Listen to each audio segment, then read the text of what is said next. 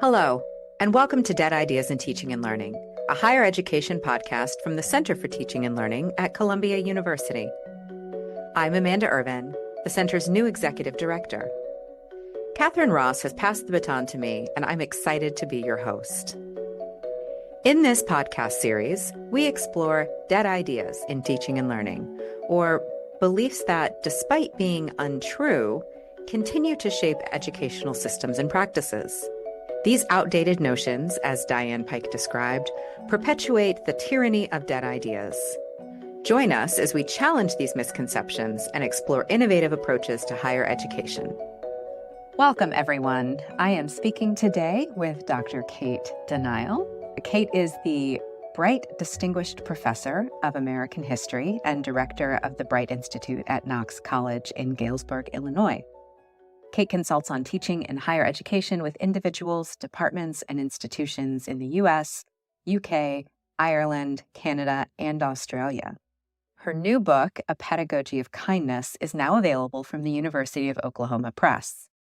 Her historical research has examined the early 19th century experience of pregnancy, childbirth, and child rearing in upper Midwestern Ojibwe and missionary cultures, research that grew from Cate's previous book, Making Marriage, Husbands, Wives, and the American State in Dakota and Ojibwe Country. Greetings, Cate, and welcome to the Dead Ideas podcast. I am so delighted to be talking with you today. Well, thank you for having me. I'm delighted to be here. So before we jump in to talking about your fantastic book and the theme of this season's Dead Ideas podcast, I'm going to set the stage a little bit for our listeners, especially since this is our very first episode. In this season of Dead Ideas, we're exploring the dead idea that the world outside of the classroom doesn't or shouldn't influence the world inside the classroom. This idea that students are exclusively intellectual beings when they step across the threshold, physically or virtually, of the classroom space. It's been my experience in years of working in teaching centers and consulting with faculty in higher ed, and I have come to appreciate how pervasive this dead idea can be, despite all of the important research and educational development work that demonstrates that when we enter the classroom, instructors and students alike bring with them all of their experiences and challenges and identities. We don't check those things at the door. So, Cate, your brilliant, brave new book, A Pedagogy of Kindness, seems like the very perfect way to begin our new season, because you seem to argue, and we'll talk about this, but you seem to argue page after page of the strength and capacity instructors and students gain when they meet each other as whole human beings. So I'm really excited. Great. Oh, great. So let's dive in with question number one, which is going to give you a chance to tell our listeners a little bit about your book. Could you give us an overview of A Pedagogy of Kindness? In the introduction, you framed the book as an invitation, an opportunity to accompany you on your own pedagogical evolution. Would you like to tell folks a little bit more about this invitation? Yeah. So, Pedagogy of Kindness came out of my experiences learning to be a better teacher. As a graduate student, I didn't have the best training in how to be a good instructor in a higher ed classroom. And I had to learn on the job as I went. And then, even when I thought I was really great at my job, I went to the Digital Pedagogy Lab in Virginia in 2017 and was asked a whole host of questions about my pedagogy that I had not considered before. And that was really an aha moment for me in terms of thinking about my teaching in a new way.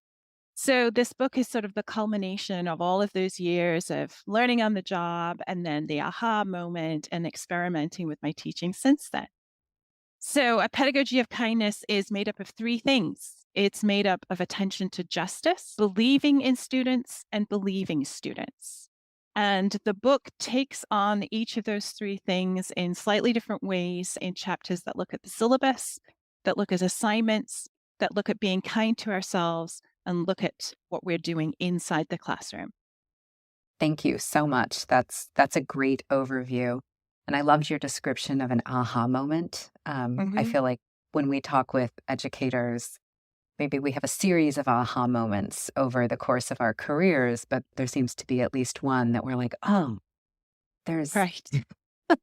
there's a different way I could approach this or re-see myself as an instructor or re-see the way I partner with students. So, yeah, thank you for that. So you mentioned that there is a discussion of the syllabus, and it just happened to be one of my favorite chapters in A Pedagogy of Kindness. You open by asking readers to consider, and this is a quote for everybody who's listening at home, who is the student you're imagining as you write? And I love this question because it asks readers to reflect on their assumptions about students in their courses and then asks them to consider how the syllabus document invites students into the learning experience or maybe doesn't invite them into that learning experience. And the syllabus is just so important. It's sometimes a document that students interact with before they ever even come into the course. A lot of institutions ask faculty to post them online, So could you talk a little bit more about how you see the syllabus document functioning as another invitation, but this time between instructors and students? So the syllabus is one of the most important things that we write as teachers because it is this invitation into a relationship between students and ourselves. And it sets the terms of those relationships in really fundamental terms. So when at Digital Pedagogy Lab, I was asked, who is the student you're imagining as you write? I had to sort of step back from who I thought I was writing to, which were the students who were all around me and who I really loved interacting with, and actually see what my words, my phrasing, my language choice, my design choices were actually communicating to those students. And what I found was that the student I was writing to was someone I didn't trust. It was someone who I thought was going to mess up. And my syllabus was a sort of quasi legalistic document where I tried to anticipate exactly where someone might go wrong and then outline the consequences of doing the wrong thing. That's a terrible way to write a syllabus because students get that sense from you of distance, of being this sort of distant authoritarian figure, of the fact that you don't have confidence in them. And writing a syllabus that actually shows you do trust them and that you are invested in them is a radically different proposition. So, the invitation to my students in my new syllabus is you belong, right? Come into this space. Let's make a learning community together. You belong here. So, that's done in lots of ways. My language choices are completely different. Small things like I have a welcome on my syllabus now. I introduce myself and I say what my pronouns are to model pronoun use. So, I don't require my students to tell me what their pronouns are but model that I think it's important.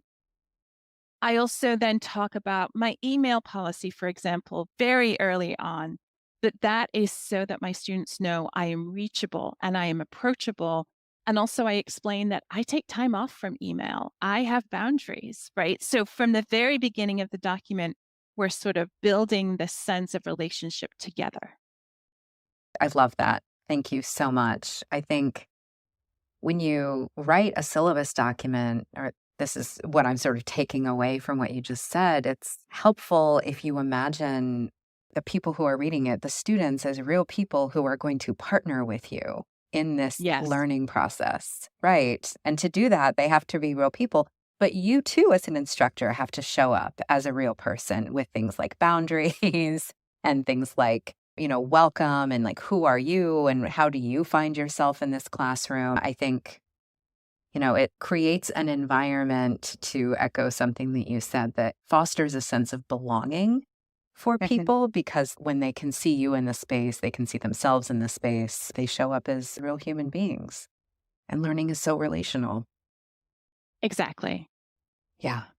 So the next question we have takes this idea perhaps a little further, and it's one I'm really excited to talk about with you. So, throughout your book, you advocate for students and instructors as whole people. At one point, you even say, and again, this is a direct quote because it's so well put, our students are not brains in jars, but fully realized human beings with multiple claims on their time, energy, and resources, emotional, physical, and financial. And I love this because it just seems to be so plain to you that instructors and students alike bring with them their experiences and challenges and identities to learning. And so, why do you think, to go back to a little early in our episode, why do you think this dead idea persists, this conception as students as exclusively intellectual beings? I think part of what is going on is the lack of really good training for so many people entering higher ed as instructors. So, my experience is not uncommon. The idea that you sort of show up as a newly minted BA, right? And then you step into a classroom at the beginning of your graduate career, and suddenly you're the authority at the front of the room. And nobody's really preparing you for that. And so you have to do a lot of on the job training. There are places that do a wonderful job of training people to step into that space and feel confident in it. But for most people, that's not what happens. So then it becomes really kind of easy for people to say, I'm just going to deal with the intellects in front of me. We're just going to think about the people as brain in jars, right? So that it's less frightening, it is more controllable. It is something that we feel like we can actually step up and meet. Whereas if we think about complexity and the messiness of ourselves and our students, it can feel overwhelming very quickly. I also think that sometimes we create, as faculty and instructional staff, policies and procedures that sort of distance students from us in a way that's not helpful. So, boundaries are incredibly helpful. Everyone should have a marvelous set of boundaries at all times. But I think that in the way that we write things like our syllabi and our assignments, the language that we use, the ideas that we put forth, the sort of vision we have of who students are that's captured in those documents, it really can alienate students from us without us really understanding that that's what we're doing. So, in much the same way that I talked about the syllabus and having to really step back and realize who I was writing to and what I was doing with the words that I was choosing, that's something you can do with all of the documents that you produce for any given class so that you are welcoming students and you're welcoming that lovely messiness into that space. So we are not dealing with those brains in jars, but we're actually dealing with whole human beings, including ourselves as whole human beings too. So it sounds like one of the takeaways is to embrace the messy, because learning is a messy process too. If only my learning through life were linear, my goodness. But it doesn't, at least for me, has never worked that way. And I know that that's borne out in a lot of research. It's recursive and it's challenging and it's frustrating. And, growth gets born out of that frustration. And in order to engage in the messy process of learning, sometimes we have to show up as messy individuals who, are tired and don't have a lot of time, or we're juggling multiple classes. I think that you are right. Wouldn't it be seductively easy to imagine that, oh, all I have to worry about is the intellectual component, right? Yeah. And yeah, that the rest of it is something that can be left outside. And I think we do ourselves a disservice when we think that way, right? That we do our own messiness a disservice. And most of us are going through enormous life changes as we move through our careers as instructors, right? You arrive as a new person, you arrive with a brand new career ahead of you. You're learning so many things so fast, it's overwhelming. And to pretend that you are just some dispassionate brain in a jar yourself is not going to help you in that situation, right? And then you have life events, you have children, you have other kin responsibilities, you have aging caregivers that you must be a caregiver to. There are all the financial challenges of our chosen careers, right? All of these things are going to take up energy and brain space. And we do ourselves a disservice when we don't allow ourselves to take those things into account. No, I completely agree. I completely agree. I remember feeling very empowered when I realized that I could show up as a whole person too with boundaries. I'm a big fan of boundaries myself. But then also with the knowledge that I didn't have to manage all of this alone, that there were lots of resources for students that I could connect them to. Like I don't know, I sometimes, or more than sometimes, talk to faculty or instructors who are like, well, I'm not really qualified to help somebody navigate their lives, and or there are boundaries to how much I can extend myself. We're not therapists, we're not social workers, all of these things, but that the universities can offer support in lots of different ways and we can help connect. And I remember feeling very relieved and empowered that there were some other resources that we could use to support students, right? Because we are in class with students and we are facilitating these learning experiences, but we're not doing it in a vacuum, right? And I think that is the other part of the point, is that there's a whole world out there. I think that's exactly right. Yeah. Thank you. So we were just talking about boundaries. It sounds like we're both big fans. You have a great discussion of boundaries in your book, and you make a point to remind readers that we have to acknowledge and plan for the unexpected, that there will always be more to do than there is time to do it in, and that these limits don't naturally occur. We have to create them. So, do you have suggestions for instructors who are eager to support students, but who also feel like they need to protect their own time or their own peace? I do. And as I have traveled around the country talking to people about a pedagogy of kindness, I have learned so much from other faculty and instructional staff who are wrestling with many of the same problems we all face, right? So I have some places that people could start. The first, I think, is to set some really strict email hours. Those email hours are the hours when your students can reasonably expect a reply from you. But outside of those hours, of course, they can write you and they can let you know what they need, but you may not return to your inbox until, say, the next morning, right? That is an eminently reasonable limit to put on your time. I also think that having a day away from email altogether is so important so that we can recharge, we can refill our own resources.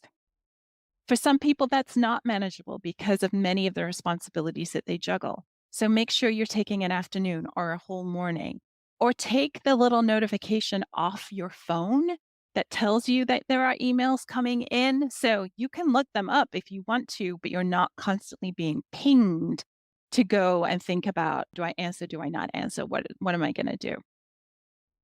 I also think that taking time to eat, so take time for lunch or take time for dinner, whatever works with the schedule that you have, is so important. And this only really came home to me after I was diagnosed with diabetes a couple of years ago. Before then, I had subsisted on string cheese and mini Snickers bars all day, every day that I was in my office. And when I finally when I got this diagnosis, I realized I was going to have to take much better care of myself and be much more intentional about the way that I fueled my body. And then I realized, shouldn't we all be doing this? And it shouldn't take a diabetes diagnosis for someone to figure this out. So I really encourage people to put a meal on their calendar and make it a non-negotiable appointment with themselves. Do not schedule meetings over that time. Do not say you will be in your office and students can stop by. However much time you need to actually fuel yourself, please take it. I also think that a good boundary is thinking about the energy that you have in a day and that that is a finite resource. So, for those amongst us who have lengthy commutes, I always say consider that part of your workday. You have, let's say, randomly 8 hours of being on and being energetic to devote every day. Well, if you are spending an hour on the train or the bus or in traffic, then an hour of your energy is gone. And so it's not fair to ourselves to then be like, okay, the 8 hours starts once I get to work, right? You're actually using up your resources before then. One of the biggest tips I give people is to build in flex days in their syllabus. So at the end of my syllabi, I always have a couple of days that just say flexible day. What you call them is entirely up to you. Those are days I can move around my calendar as I need to. Maybe my students don't quite grasp a concept on the first try and we need to go at it again. Maybe we had a fantastic conversation and we want to keep going. Maybe we need some in-class workshop time on a particular thing. Maybe we all need a mental health day. Whatever it is, I can move one of those days into place in my syllabus. And they're especially useful if I get sick, because then I'm not running to catch up and trying to squeeze everything into the remaining calendar days. I already have these flex days available to me. And the last thing that I tell people is that community is so, so important. Now, it might be that what community sustains you is not on your campus. It might not be your department. It might be that it is other people who teach in very different places to you. But finding a community that sustains you and energizes you and that you can turn to is one of the most important things I think we all need. Isolation is crushing.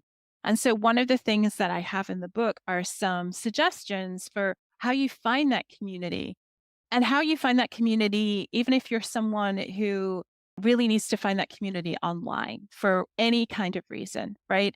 There are lots and lots of ways to reach out to find opportunities to volunteer or opportunities to brainstorm or discuss books or whatever it is that will bring you together with other people. But that community component is really, really important. Cate, thank you so much. Those are fantastic places to start. And I will confess that after reading your book, I added times to eat lunch on my calendar. And then over the last couple of weeks, I've gotten really bad at allowing people to schedule over them. And now I'm going to go Good. back and protect that time. Okay, so we are nearing the end of our time together. And Cate, I cannot thank you enough for being so generous and gracious with your time and expertise. Your book is one of my favorite things that I've read in this year. And I meant what I said at the very beginning. It feels very brave. And I think it might inspire some bravery and kindness among the teaching community. So we are very grateful for your participation in our 9th season of Dead Ideas, and thank you so much for joining us today. Well, thank you so much for the invitation. I had such a great time being in conversation with you today. Me too. Bye-bye. Bye. If you've enjoyed this podcast, please review our website, where you can find any resources mentioned in this episode. ctl.columbia.edu/podcast. Please like us, rate us, and review us on Apple Podcasts or wherever you get your podcasts. Dead Ideas is produced by Stephanie Ogden, Laura Nicholas, Michael Brown, and Sarah Carswell. Our theme music is In the Lab by Immersive Music.